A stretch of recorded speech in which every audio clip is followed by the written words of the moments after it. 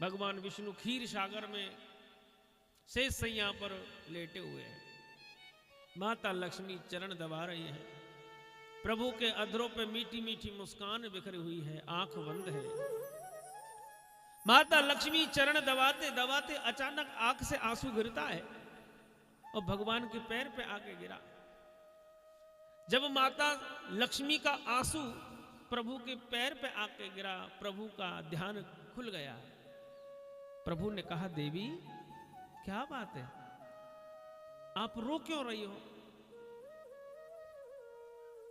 लक्ष्मी जी बोली, प्रभु हमने आज से पहले आपसे कुछ मांगा नहीं, हम आज आपसे कुछ मांगना चाहते हैं। भगवान बोले, मांगो देवी, क्या मांगना चाहती हो?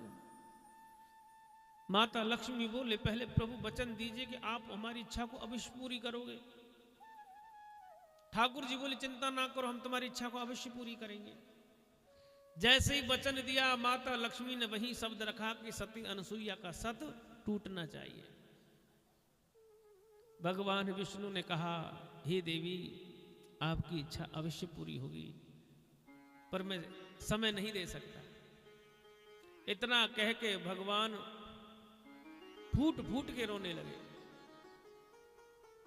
जब भगवान फूट फूट के रोने लगे तो लक्ष्मी घबरा गई। लक्ष्मी बोली, प्रभु आप क्यों रो रहे हो? भगवान ने कहा, देवी पूछो ना, कोई पुरानी बात याद आ गई। लक्ष्मी बोली, नहीं नहीं प्रभु, आपको बताना पड़ेगा कि आपसे मैंने वर जो मांगा है, क्या क्या क्या अनसुईया की वजह से रो रहे हो? भगवान बोले, हे देवी, हम अनसुईया की बात को लेकर चिंतित नहीं है। हमें एक इतिहास याद आ गया, एक समय याद आ गया। माता लक्ष्मी बोली, प्रभु जिस घटना को याद करके आप रो रहे हो, वो घटना कौन सी है? कृपया बताओ ना हमें। प्रभु के आंखों में झरझर आंसू गिर रहे हैं।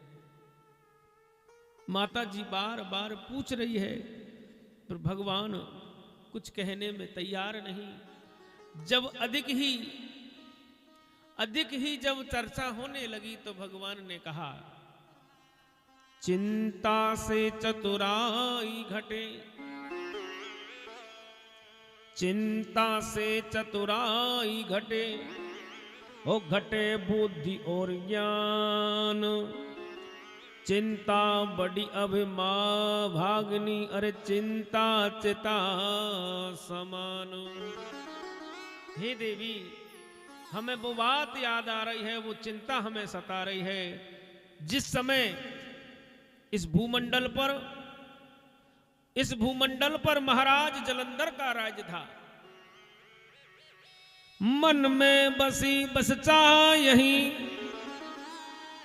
प्रभु नाम तुम्हारा उचारा करो, बिटला करके मन मंदिर में श्यामा श्याम का रूप निहारा करो। भर के दृग पातों में प्रेम का जल, पद पंकज नाथ पखार करे, बन करके प्रेम पुजारी प्रभु नित्य आरती भव्य उतारा करो।